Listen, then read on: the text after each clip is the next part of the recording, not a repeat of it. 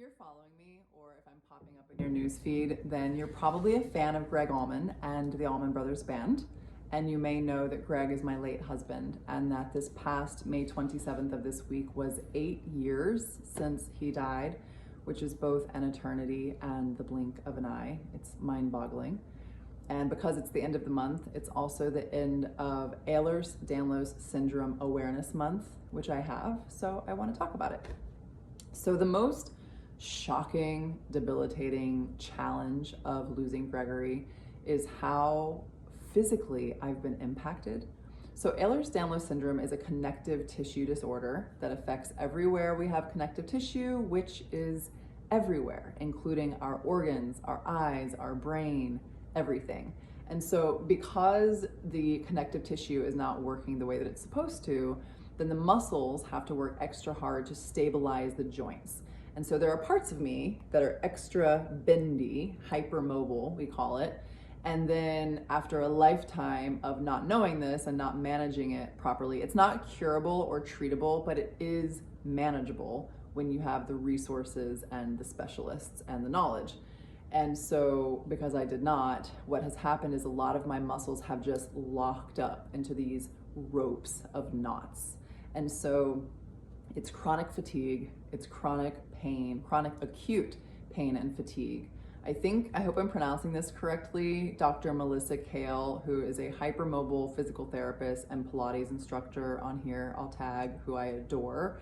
And she recently cited a study that estimates 32% of people with hypermobile Ehlers-Danlos syndrome are capable of working full-time, 32% of us. And so one of the things is, if you haven't lost somebody whose death changed your moment to moment, day to day experience, then you may not understand. And I invite you to be curious about the people in your life who, when I say my husband died 8 years ago, someone who's experienced an intimate loss understands that that phrase, my husband died 8 years ago, is an umbrella term for everything in my life changed.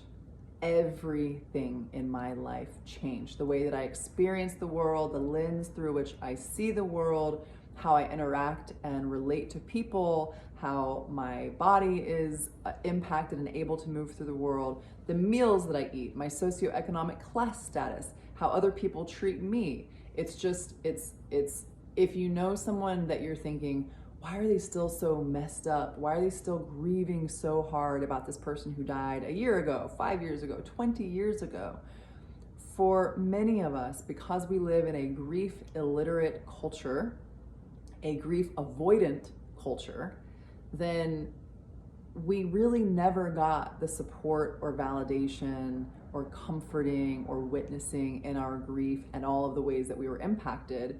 Like if you Google physical illness, health conditions and grief, there's all kinds of literature about it. And so I don't want to dive too deep into it today, but I just want to come on here and say, you know, in the last year of Gregory's life, I lost a ton of weight and I collapsed to the ground a handful of times. And none of us in the inner circle thought, Shannon's getting really sick and she needs to get some health care. We just chalked it up to caregiver burnout. And this is a really common thing with caregiving, where we put our own needs and our own health on the back burner. But as a friend said to me recently, she said, yeah, you put your needs on the back burner and they were still burning the whole time. And then you still had to deal with that burnt mess when Gregory died. And so I always invite people to have curiosity instead of judgment about people's situations. So Ehlers-Danlos syndrome is what we call an invisible disability and a dynamic disability, meaning that when you look at me, you don't necessarily think of me as a disabled person.